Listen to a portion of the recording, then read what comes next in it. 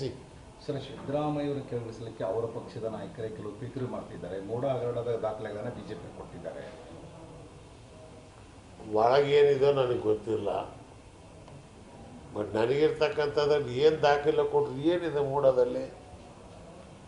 ಈ 14 ಸೀಟ್ ಬಂದಾಗ chief minister press conference ಕರೆದೆ, ತಗೊಂಡೋಗ್ರೆ 14 ಸೀಟು ನನ್ನ ಹೆಂಡತಿ ಕೊಡಿದ್ರೆ ಬೇಕಾಗಿಲ್ಲ ನನಗೆ.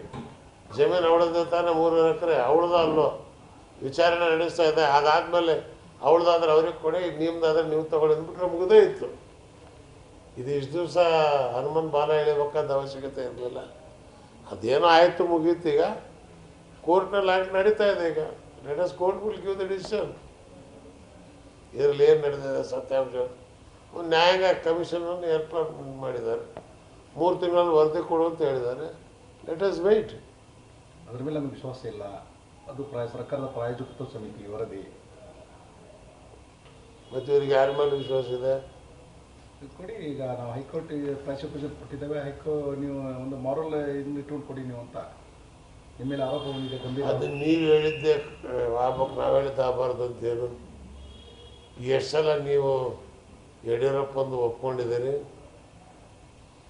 ಈಗ ಬಂದಿದೆ ಸುಧಾಕರ್ದು ಕೋವಿಡ್. ಎಷ್ಟು ಜನ ತಿಂದಿಲ್ಲ ರೀ? ಅಶೋಕ್, ಸುಧಾಕರ್, ನಾವು ನೀವೆಲ್ಲ ಸಾಯ್ಬೇಕಪ್ಪ, ಸತ್ಯ ಮಾತಾಡ್ರು. ಏನು ಮಾಡ್ತೀರಿ? ಚೀಲಗಟ್ಟಲೆ ದುಡ್ಡು ಮಾಡಿ ಇಟ್ಕೊಂಡಾರಲ್ಲ ಮರೆಯ. ಈ ದುಡ್ಡೇನು ಸಾಯ್ಬೇಕಾದ್ರೆ ತೊಗೊಂಡೋಗಕ್ಕಾಗತ್ತ?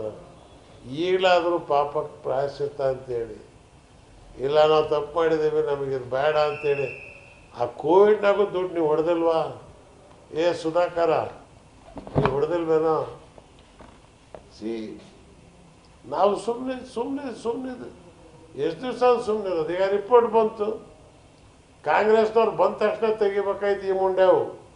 ಇವು ಇಟ್ಕೊಂಡು ಹೋಗಿ ಯಾವಾಗ ಇವ್ರು ಬುಡಕ್ಕೆ ನೀರು ಬಂತು ಅವ್ರು ಬುಡಕ್ಕೆ ನೀರಿಗೆ ಶುರು ಮಾಡಿದ್ರು. ಯಾಕೆ ಇದು ಕೋವಿಡ್ ಇದು ಯಾಕೆ ತೆಗಿಲಿಲ್ಲ Congress?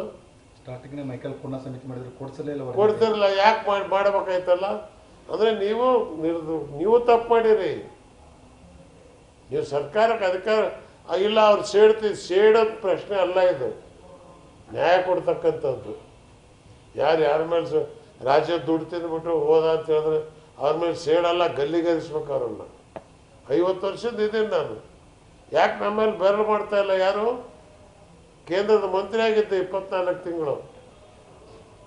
Indian airlines air India ಲಾಭ ಮಾಡಿದ್ದೇನೆ ಹೇಳಿ ಯಾರಾದರೂ?